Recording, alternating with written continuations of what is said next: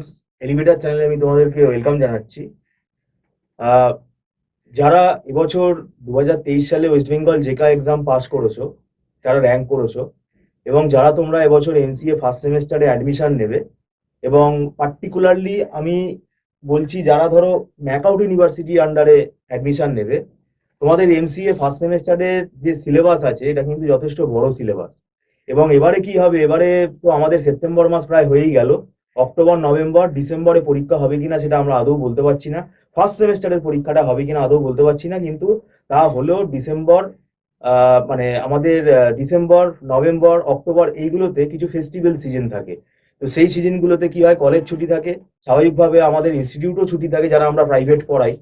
তো সেই কারণে কিন্তু হাতে সময় কিন্তু তোমরা পাবে না এই মানে ফার্স্ট সেমেস্টারের সিলেবাসটা পুরোপুরি আমি বলছি তোমাকে যদি 6 মাস টাইমও দেওয়া হয় না, তুমি কমপ্লিট করতে পারবে না। এবং ডিসক্রিট ম্যাথামেটিক্স যে সাবজেক্টটা আছে, এই সাবজেক্টটা কিন্তু সিলেবাসটা অনেক বড় সিলেবাস। এর ভেতরে লজিক ম্যাথামেটিক্স আছে, তারপরে তোমার কি বলবো, ওই কম্বিনেটরিক্স আছে, সেট থিওরি আছে, রেকারেন্স রিলেশন আছে, গ্রুপ থিওরি আছে, অনেক বড় গ্রাফ থিওরি আছে, অনেক বড় সিলেবাস।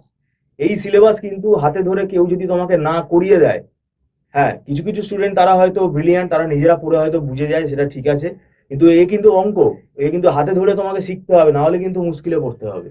তো সেই কারণেই বলছি ডিসক্রিট ম্যাথামেটিক্স যদি তোমরা পড়তে চাও তাহলে তোমরা আমাদের সঙ্গে যোগাযোগ করতে পারো, আমরা অনলাইন মোডে পড়াই, কোনো অসুবিধা হয় না, একদম পুরো অফলাইনের মতনই ফ্লেভার।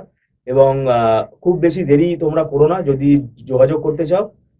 আমাদের অলরেডি ক্লাস কিন্তু স্টার্ট হয়ে গেছে, সেটা কিন্তু মাথায় রাখতে হবে। আর খুব বেশি দেরি করে এলে তখন কিন্তু আমাদের একটা রেকর্ডিং এর ফেসিলিটি আছে, যে রেকর্ডিং ফেসিলিটিটাতে তোমরা নিতে পারো।